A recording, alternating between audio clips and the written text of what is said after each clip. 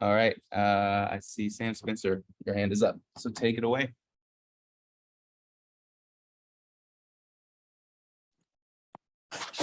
Sorry, I was third in the order. Wasn't expecting to go first. How are you doing today, Coach? Good morning, Sam.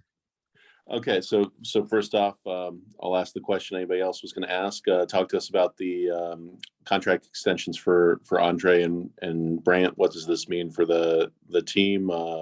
And I do want to know specifically, how much of a role do you play as coach versus, say, the front office or other members of the club in making decisions like that? To start with, I want to say that I'm very happy that we can extend our partnership with Brant and Andre. These are two guys that I value very highly because they have been showing that they bring a lot to this club. Brant has been a rock since the beginning of season in his attitude as well as in his performances, and is one of the most underrated player, in my opinion, of this of the MLS. I love his attitude. I love his his consistency on a daily basis. This is a great quality for any professional player in every country, and we are happy and lucky to have Brant with us. Andre also is a guy that I like very much, despite I know that I get a lot of criticism because I don't play as much as some people think. He has been good with us. I think he has to improve in that consistency, I think, but I love his personality. I love the way that he's within the team.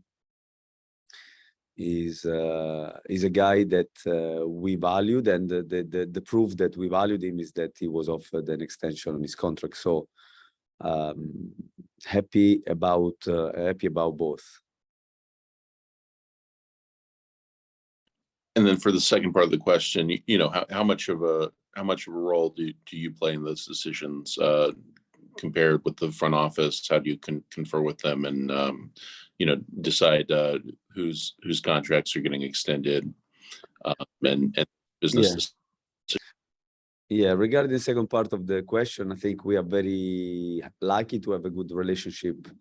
The front office, we are in line most of the times, certainly in this occasion, about which players we want to have at this football club and for what reasons. And I think we are completely in line.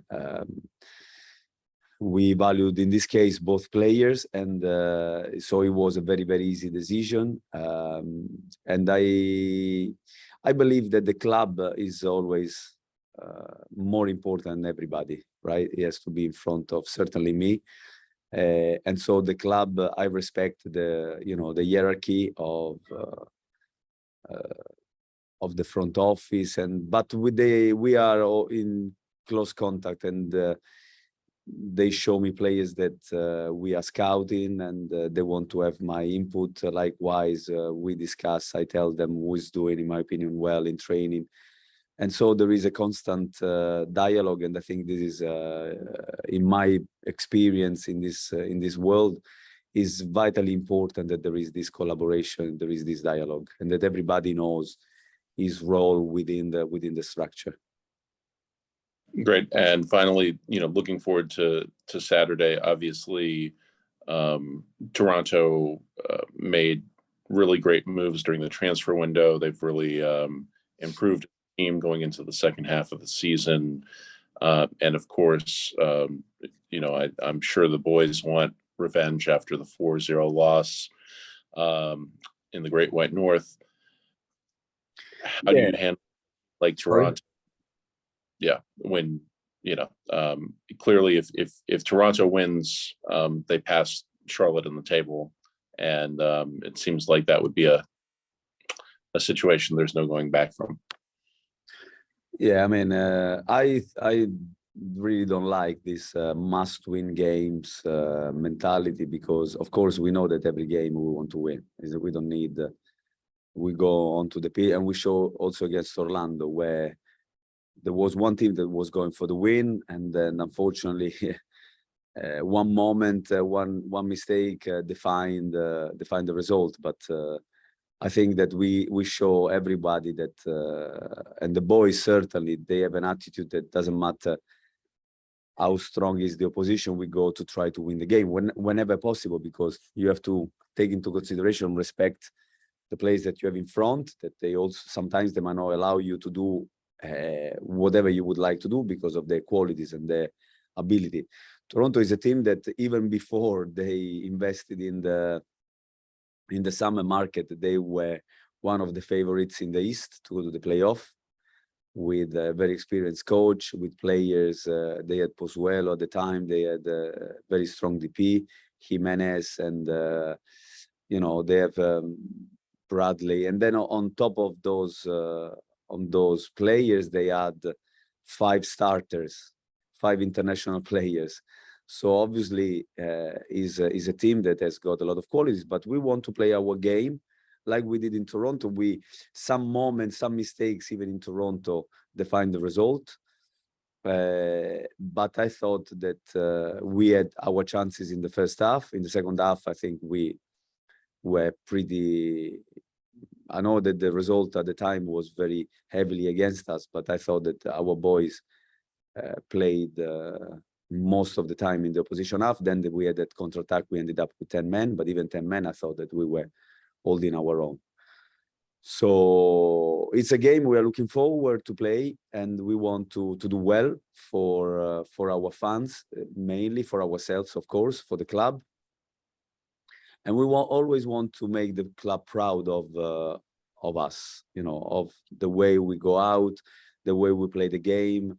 Sometimes we take risks, but we want always to make the game exciting for the fans. I understand that in the end, the result is what counts, but we are here also to, you know, to play the best football that we can with the boys that, with the players that we have. Okay. Thank you, Coach. You're welcome. Steve? Good morning, Christian. Morning. In talking about the, Toronto off the bat there, when you played them last time, you had no idea whether their new Azzurri influx were going to play or not. So it was kind of hard to plan for that. This time, you have a better idea of what's going there. Do you have a little more confidence going into this match at home against them than you may have had the previous game? Steve, we thought that they would have played. We knew that Bernardeschi and Insigne, they were ready with the visa. We knew that Criscito already played and Kay already played. They didn't have Richie Laria at the time, but it was obviously it was their home debut. There was a lot of expectation in the stadium.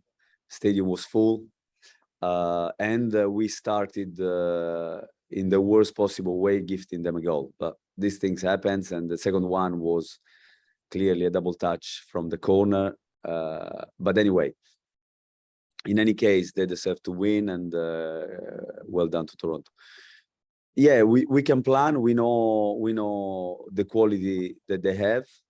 We are very aware. How do you limit Insigne? We know his characteristics. In the end, he's gonna be. We will try to minimize his qualities. At the same time, we want to play our games. It's not that we want to sacrifice our game for one player or two, for as much as we respect them, because we think that we need to be aggressive as a team. We need to try to make the fans enjoy the way we play, and also to get the result at the end of that. If we play well, we believe that we have more chances to win the game, even though not always works like that. But we want to have a style of play that makes everybody proud, and not just sitting back all game and admiring the opposition to play. Yeah, and just looking over the past 3 months of the team, it seems like the only consistency has kind of been the inconsistency of results, not of effort, but of results. Where in June, there's a win and a draw followed by 2 losses. In July, 2 wins followed by 2 losses. In August, another win, 2 losses, a win, and the most recent loss there. What is there anything you can attribute that to? I mean, sometimes it's things just don't go the right way. I mean, and such like that. But and again, I'm not saying there's been an inconsistency of effort, more so just of results. And how do you deal with that? How do you deal with that personally? You know, with the roller coaster of emotion that goes with being in charge of all of this. Personally, really badly, because I really feel when we don't get a positive result, I really feel strong. Maybe it's my background. In Italy, we don't live the losses really well, but with the time, it doesn't get any easier, I have to say. But at the end, we need to understand why. And I have to say that analyzing all the games with the staff and then we do constantly video with the players, I must say, and this is not as an excuse, I don't like excuses. I will take the responsibility for everything because it's my job, and with this job come the responsibilities. But I have to say that I never felt that it was a game that we won, that we didn't deserve to win. On the opposite, I thought that sometimes the result, maybe not winning, but certainly not losing certain games that, for example, Austin, home, Chicago, Orlando. I thought that we paid a high price for the mistakes we made. And we didn't deserve to lose those games. And I don't remember actually a game in which we went and we got a win without actually deserving it.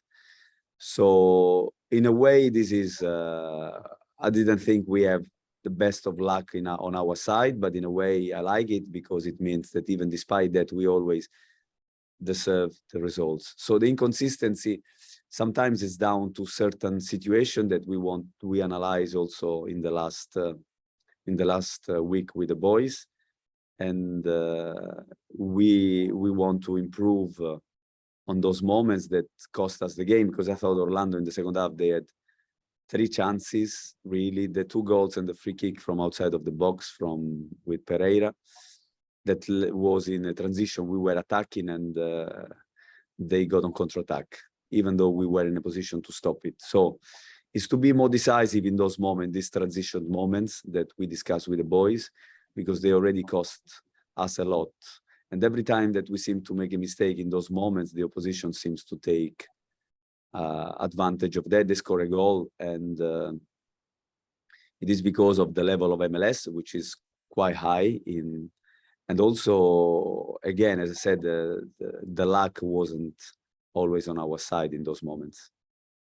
And just lastly, given the announcements of Brandt and Andre signing there, I mean, you are tagged with the interim head coach thing since coming on. But in fact, I mean, all coaches are interim, depending on how the team plays. I mean, that's never not a thing. Has there been any discussion, with yourself and the team about going forward? A little, but honestly, Steve, I'm really focused on working with these boys. As I said many times, I really love to work with this group of players. The new recruit, they are great. I really like the guys, and they are also good players. So I am really focused on that. I'm not focused on anything else, honestly. I just want to do well. I want to help this club and those players to achieve the maximum of the potential that we have. And I think that even the fact that people are really disappointed, but we are 7 games to go and still in contention to go to the playoff. I mean, for a newcomer, it's not so bad, you know, and I think that we get disappointed because if he's only a result matter, I think we have to consider that I am the first one to want a result, but at the same time, you know, we are not Juventus or Real Madrid that is a must-win game every game. We need to go and to compete and wanting to win because we show that we can win against everybody. Even away, we didn't win many games away, but we had 2 difficult games. One in Houston, which I think is a good team, difficult to play over there, and New York, which he showed even last game against Chicago that is not, you know, it was in a good moment, and the first half they show how good they are, but we can play against this kind of team. So we want to win, we want to do well, but I think sometimes the boys can be excused if they go and trying to win the game until the end, keeping our structure, because the goal we concede, we have all the last goal we concede against Orlando, we have all the back 4 in position to defend. It's not that we are so open. So I think that, as I said, my focus is not really on my position, on the contract. I want to do well, and then the club will decide what they think is right for the club. I'm just servant of the club and the players, and that's what I want. I'm not focused on anything else, really. Yeah, I mean, France was always, you know, described as losing beautifully. And then when they finally won the World Cup in '98, L'Équipe accused them of winning ugly. So even then, you win the World Cup, you can't win sometimes. But thank you very much. You're welcome. All right, just a couple more here. Carol? Hey, Christian. About Shinyashiki, I'm just wondering at this point, do you view him as more of a center forward? Do you think that's where his strengths are? Andre is a guy that for me can play in, as I said in the past, Carol, different positions. He's an attacking player that can help on the flanks or in the middle. So yeah, I would like to see him a little bit more central, but he showed that he can start wide and come in the middle and as a winger, you know, especially when the ball is on the opposite side, to attack the box really well. A little bit like Mackenzie did against Orlando for the goal. And he has got this naturally because he has been playing a lot of his football, especially in college, as a number 9. So I think he can help us in different ways. And I want to explore his potential, but I also want to see him bringing that energy without the ball, because we want to be a dynamic team that press from the front. And I think he has got this quality of aggression and running ability. But he can play back to the goal. He can play front to the goal. I think that we have 4 different wingers that they bring something to our club. Mackenzie, we saw he can add also this kind of goals. And he had one nearly against Chicago, similar to that. He brings a lot of speed that is uncomfortable for the defenders. Kerwin is improving and maturing as a winger. Has a lot of energy. But he's still young and we need to nurture him, but he shows that he can contribute. Camille, for me, is developing his potential on the left-hand side, and Jordi Reina, we know what he can bring to the team. So also for Andre, it's not easy, you know, to break into those positions, especially when the players in those areas are doing well for the club. Carol also is a guy that can always come with a goal and create. But I am confident say that Andre will get more minutes in the next few games. Also, Mackenzie said at the end of the game that he had a high ankle sprain, and he thought he'd be okay. Those kind of can be serious sometimes. So I wondered if he's been able to practice, if you see him contributing this weekend. We will see. We are still monitoring the situation. He has been more with the performance department, more with the physio, just to evaluate. It doesn't seem so serious. Is a doubt for the weekend. We will see. We haven't decided yet, but we are still monitoring. Again, I don't think it's serious, but it could be could be. It's very doubtful for the weekend. And the visa guys, is there any update on your two? As I said, Adil Malanda is fine. He's with us. He trained with us. For Nuno and Nathan, we are still waiting for the result of their appointments back in Europe. But they're in Europe? Are they in Europe or Yeah, you're they're waiting? still in Europe. Yeah, they're still in Europe. Yeah, Okay, thank you. you're welcome. All right, and then we'll end it with Alex. Hi, Christian. Hello, Alex. Kind of going off of Carol's question, do you ever see Karol Swiderski and Andre playing together in the same Yeah. lineup? And I apologize if you already answered that. I came on a little late. But so if you have envisioned that, how would it play out? How would that look like? Yeah, these are two players that can certainly play together. We train every week, mixing the teams. Everybody plays with everybody, as I said in the past. So I've seen them playing together. And there are a number of things, and there is a possibility that I can envisage as well for us going forward. One possibility. I just want to see when to do that, but certainly they can coexist. Yes, sure. Okay, thanks. That's all I have. You're welcome. All right, we'll end it there. Thank you, guys. We will Thank see you. you on Saturday.